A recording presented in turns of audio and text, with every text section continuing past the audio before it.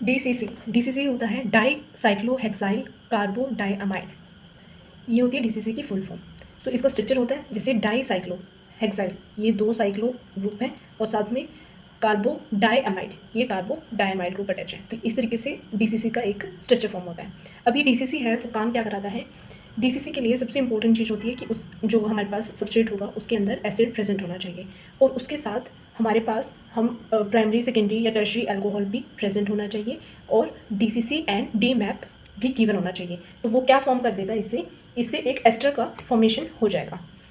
और अगर हमारे पास अमाइड ग्रुप प्रेजेंट हो अमाइन ग्रुप प्रेजेंट होगा तो अमाइड का फॉर्मेशन कर देगा। और सबसे इंपॉर्टेंट चीज़ ये है कि इसके अंदर एसिड का प्रेजेंस होना जरूरी है। साथ में अगर अल्कोहल ग्रुप है तो यहाँ पर एस्टर बन जाएगा और अगर उसके अंदर अमाइन ग्रुप प्रेजेंट है तो अमाइड का फॉर्मेशन हो जाएगा in the presence of DCC और डीमैप। जैसे हम एग्जांपल देख सकते हैं, ये है हमारे पास एग्जांपल।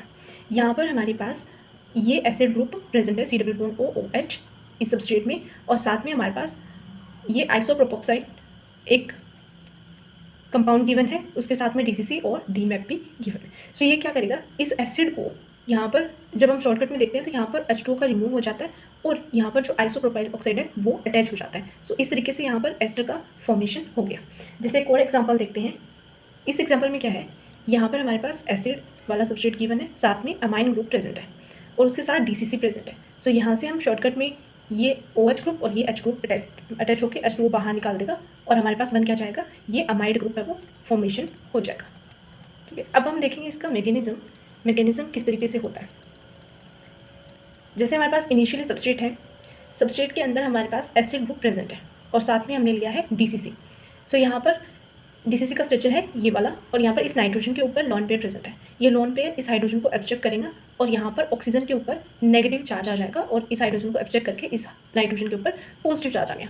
अब नेक्स्ट क्या होगा? ये ऑक्सीजन अपने इलेक्ट्रॉन डेंसिटी इधर देगा और ये डबल बॉन्ड है वो इस कार्बन पे अटैक करेगा और इस नाइट्रोजन के ऊपर पॉजिटिव चार्ज है उसको न्यूट्रलाइज कर देगा और हमारे पास कुछ इस तरीके का कंपाउंड बन जाएगा। मतलब यहाँ पर नाइट्रोजन के पास हाइड्रोजन प्रेजेंट है और एक बॉन्ड इस ऑक्सीजन और कार्बन के बीच में फॉर्म हो गया। अब नेक्स्ट क्या होगा?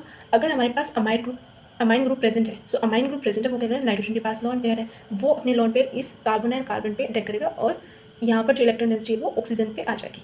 कुछ इस तरीके का कंपाउंड है वो फॉर्म हो जाएगा। नेक्स्ट स्टेप में क्या होगा कि इस ऑक्सीजन के ऊपर जो नेगेटिव चार्ज है अपनी इलेक्ट्रॉन डेंसिटी इधर देगा और यहाँ से ये वाला ग्रुप है वो बाहर निकल जाएगा और साथ में इस नाइट्रोजन के ऊपर पॉजिटिव चार्ज है। जब ये O नेगेटिव बाहर निकल जाएगा, इससे हाइड्रोजन एब्स्ट्रैक्ट कर लेगा और हमारे पास फाइनली जो प्रोडक्ट फॉर्म होगा वो होगा अमाइड ग्रुप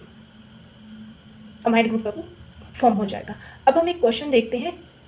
जैसे हमारे पास क्वेश्चन है ये,